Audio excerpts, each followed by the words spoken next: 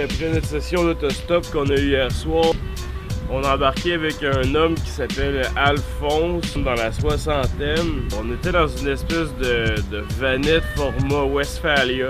C'était pas vraiment un excellent conducteur. Alphonse nous a amenés jusqu'à la marina parce que bien sûr il travaille des bateaux. Mais c'est vraiment un type spécial qui est très mystique.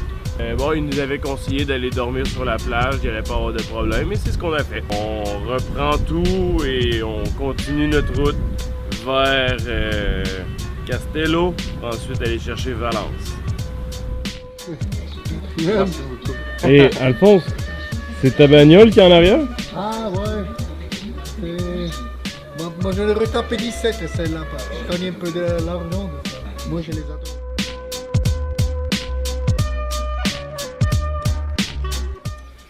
Nous avons pris le train jusqu'à Valence.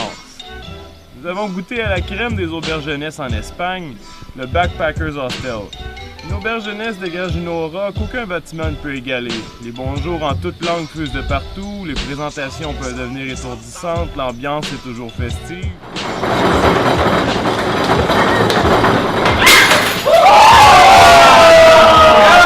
Everybody drinks when breaks glass! Et tout est toujours au moins cher possible. Le personnel est accueillant et les activités gratuites ou peu dispendieuses sont nombreuses. Les tours de ville à pied sont populaires. C'est très pratique pour s'orienter. Voilà! Bonjour! Donc, Antoine et moi, on a décidé de sacrifier quelques euros pour aller voir Quelque chose qui vaut amplement la peine, les corridas. quelque chose qui est typiquement espagnol, c'est-à-dire un combat entre l'homme et le taureau. Donc on a appris à peu près comment ça se déroule. C'est dans le fond 3 disciplines différentes.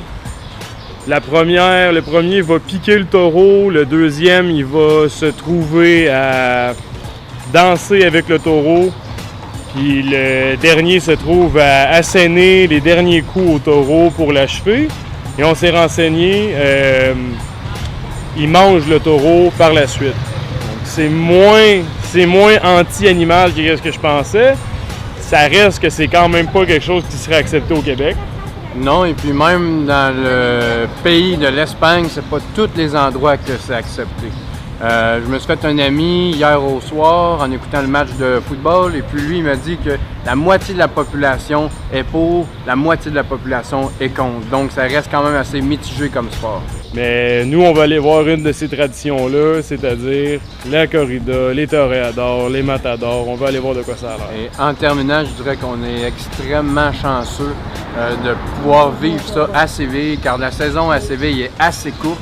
Puis on est direct dans le temps, donc on se trouve à être d'une chance inouïe pour nous de voir ça. Ça va avoir un très bon timing. Donc on va en profiter, on va aller voir ça. On se dirige vers la Plaza de Toros. Ni plus ni moins.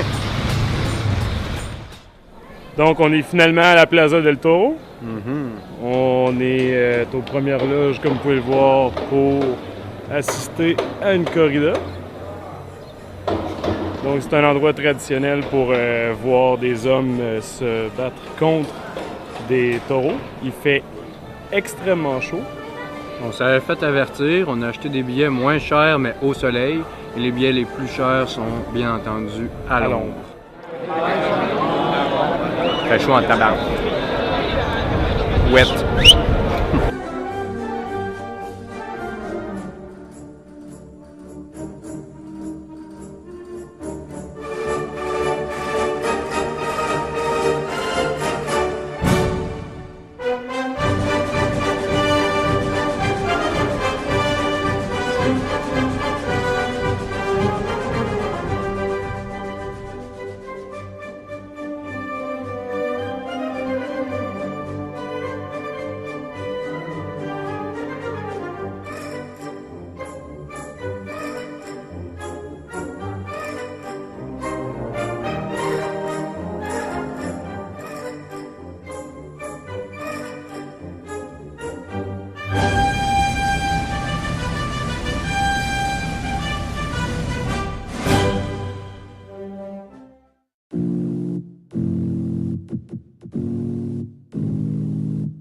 On est sorti de la Plaza del Toro.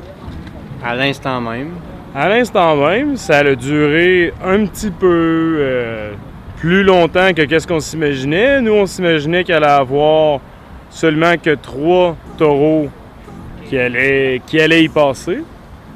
Finalement, ça a été 6 taureaux, donc c'est 6 fois la même chose environ. Ce qui est un petit peu long à mon humble avis. À partir du 5e, là, j'avais compris le principe, j'aurais été prêt à partir. Ça vaut la peine de voir ça au moins une fois dans sa vie. C'était un peu plus barbare à ce que je m'attendais. Tout au long du combat, il afflige des coups au taureau pour l'affaiblir de plus en plus. Ça, je savais pas ça. Ça a été une découverte, une certaine surprise. Donc, il y a des chevals qui sont là pour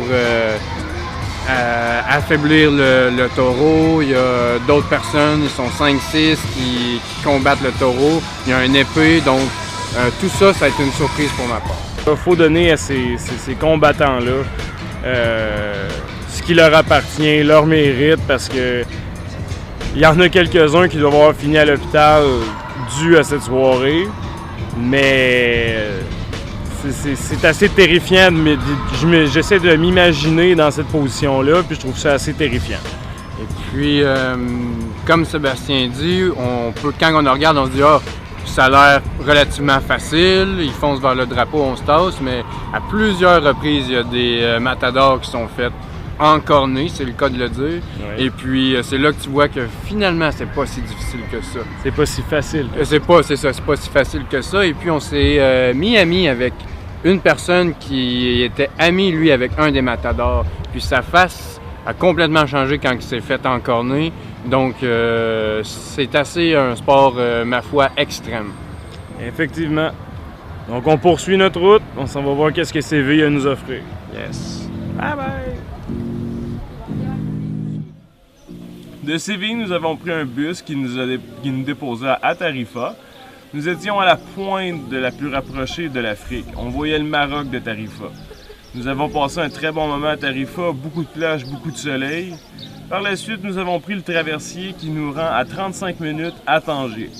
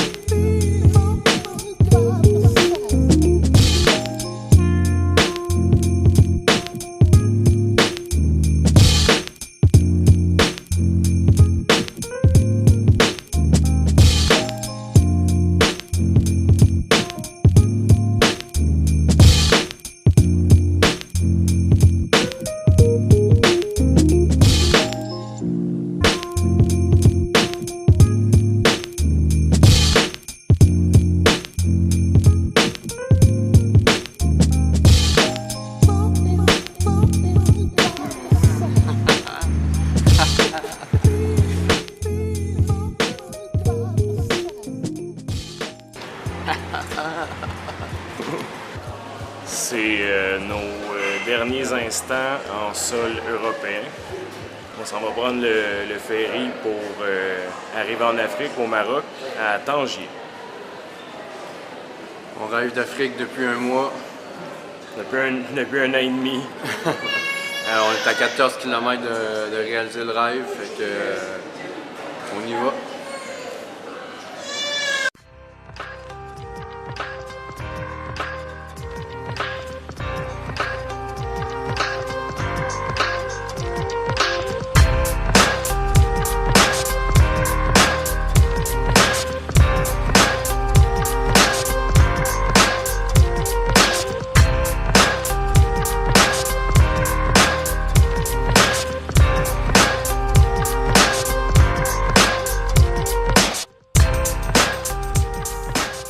Arrivé à Tanger, on a commencé à remarquer tout de suite les différences. L'Europe était différente en quelque sorte, mais ici, c'est une autre partie. C'est un autre univers, les vêtements, la religion, les coutumes, les rues, l'art, les marches, les marchés, les repas, même les toilettes, tout se distingue. Ici, c'est très vieux, c'est rempli d'histoire. Ici, tout est fait à la main. Ici, on est moins pressé. Ici, les gens parlent beaucoup parce qu'ils aiment beaucoup parler. On s'est fait un ami, Abdel Karim, vraiment un bon gars. Il nous a même invités à souper pendant le Ramadan. C'est cet ami qui nous a fait découvrir Tanger, les meilleurs cafés, les meilleures vues panoramiques. Ça paraissait qu'il connaissait sa ville.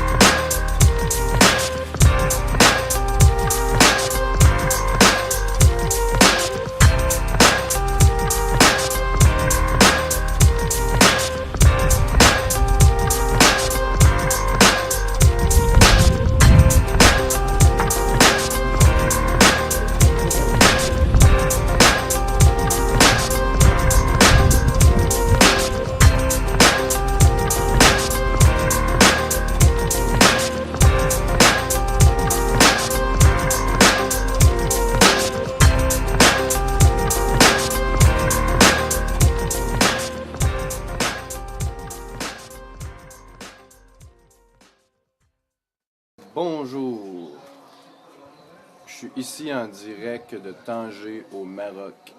Aujourd'hui c'est une journée très spéciale parce que c'est la première journée du Ramadan. J'ai décidé de mon propre gré de faire un 10 jours de Ramadan tel les enfants qui commencent. Donc le Ramadan ça consiste vite fait de se priver de nourriture, d'eau, de désir, de fumée, de sexualité, de tout ce que tu veux, du lever au coucher du soleil. Donc, je sais pas encore dans quel bateau je me suis embarqué, mais tout de même, j'espère que ça va être intéressant. Oui, je fais pas.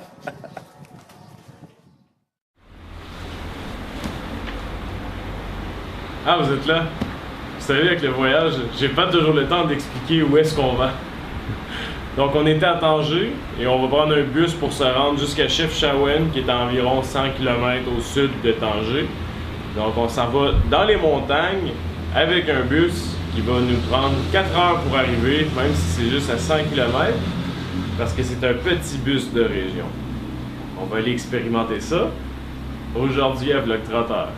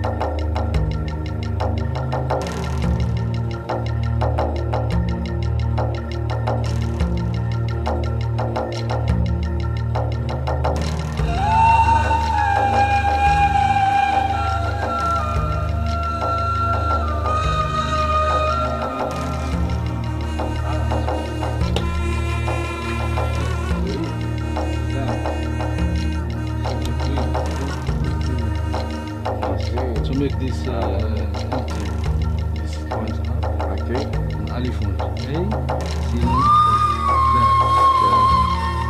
Ça, c'est tout fait à la main aussi.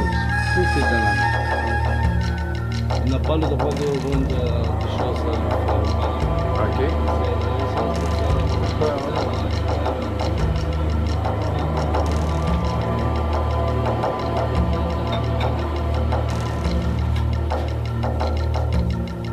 C'est vraiment beau.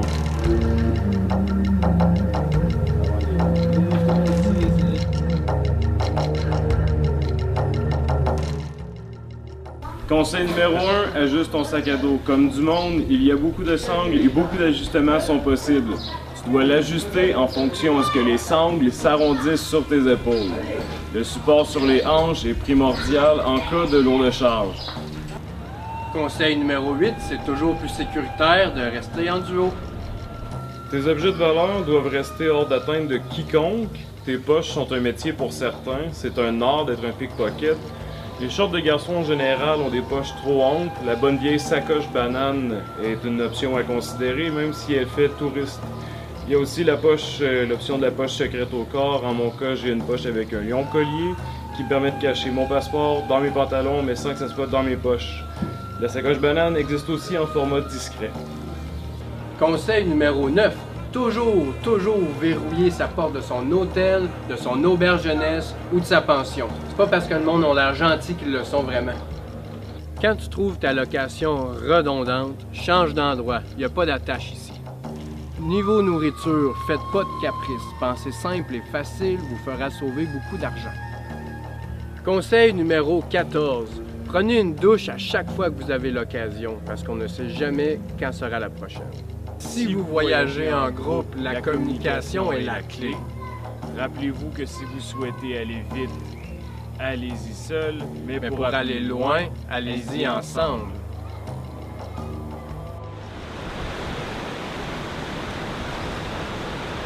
Bastien. Tu filmes-tu? Ouais. Ah, ok. On a quitté Tanger. Ton micro est allumé? Ouais. Maintenant, on est à Chefchaouen. En fait, on s'est éloigné de Chefchaouen pour la journée. On est venu découvrir un petit coin de paradis qui s'appelle Akcho.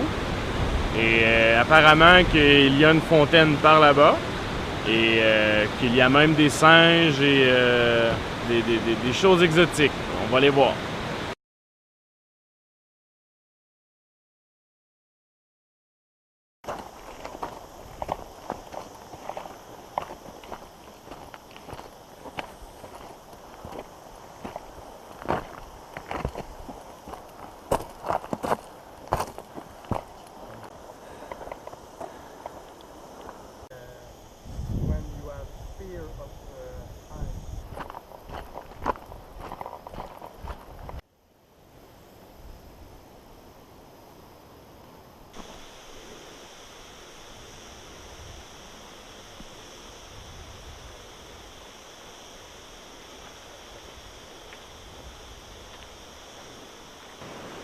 Donc on est présentement sur le pont de Dieu.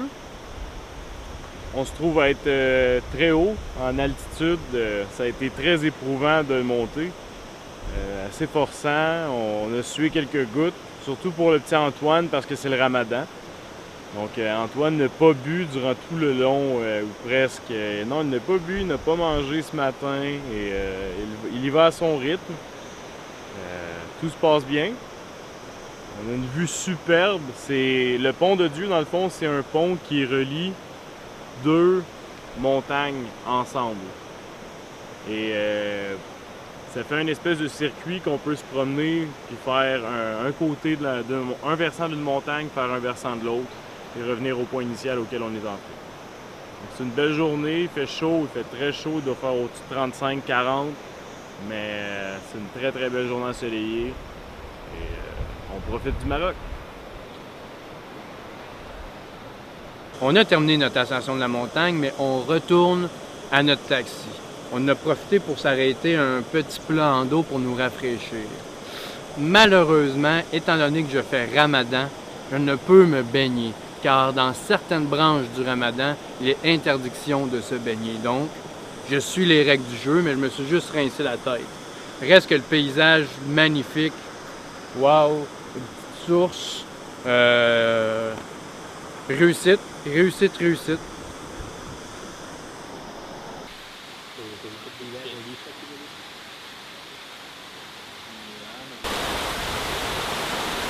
Aujourd'hui à Vlog Trotteur, on est à Akshur. Ça se trouve à quelques kilomètres de Chefchaouen. On a passé la nuit dans cet endroit paradisiaque. On se trouve à voir la grande cascade de Akshur derrière nous. Ça nous a pris environ 3 heures de marche à rendre. Mais c'était très agréable et ça valait extrêmement la peine. Donc, on va vous montrer les...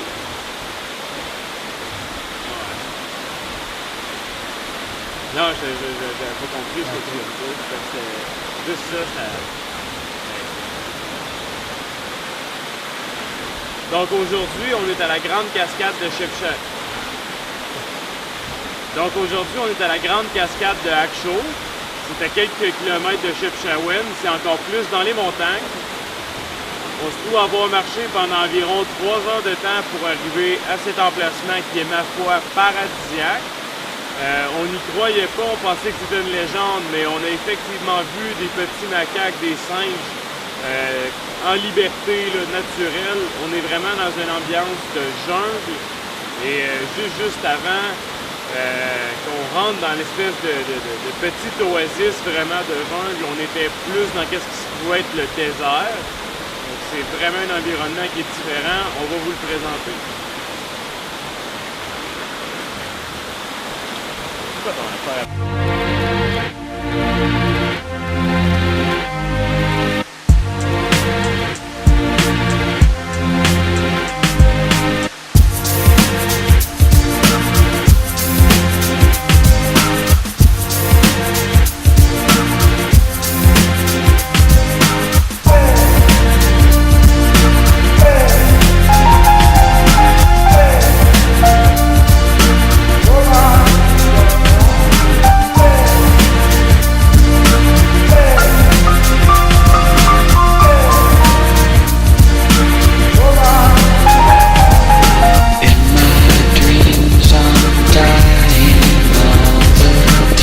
Durant notre chemin, on a rencontré un vieux monsieur que lui, il vit à l'année longue ici.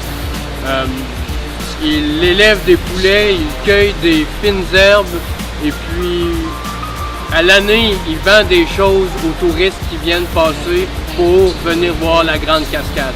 Donc, en parlant avec lui, il nous a donné des fines herbes pour le mal de tête, ce qui a été grandement apprécié. Là, présentement, on ne se trouve pas être dans la saison touristique. On est dans la basse saison, donc qu'est-ce qui est plaisant, c'est qu'on a pu avoir l'endroit à nous tout seul ou presque. On a notre petit endroit où tenter, personne n'est venu nous déranger à venir jusqu'à date. Durant la nuit, on a pu s'amuser avec les chauves-souris. Vraiment, un coin de paradis pour nous là, durant cette journée et demie qu'on a passé à Akshur. Non. Aujourd'hui, on s'en va à Fez. Une ville beaucoup plus au sud. On va se trouver être un petit peu dans le milieu du Maroc. Et il va faire plus chaud. Et on s'en va dans une ville qui est beaucoup plus grosse que Chefchaouen. Plus chaud, je sais pas comment. Ouais. Avec ça, bien sûr, on fait ça. Les sacs, les ceintures, les babouches, les vestes en cuir, les coffres. C'est vraiment impressionnant. Et si vous n'avez pas compris mon français, je peux vous expliquer en arabe bien berbère. Non, ton français est très bon. Ton français est très bon. C'est excellent. Merci. Un petit peu. Quand votre temps, on fait les photos, après je vous donne une petite démonstration pour le marocain. D'accord.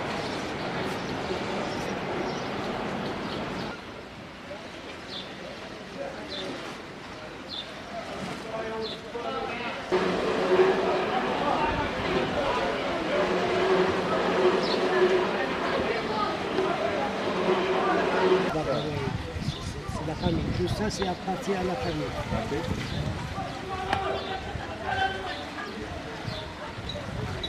C'est comme ça qu'il chauffe. Ouais.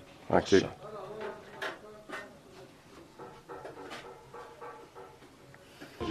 Ah.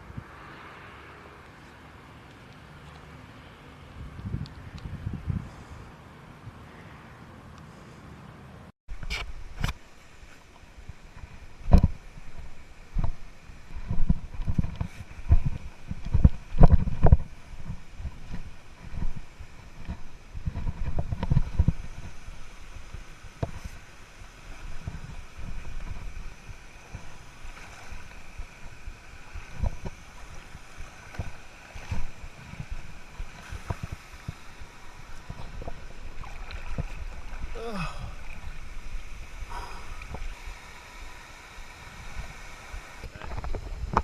ouais, grimpe, t'as pas longtemps. Grimpe! Grimpe! Grimpe là? Ah oui, grimpe!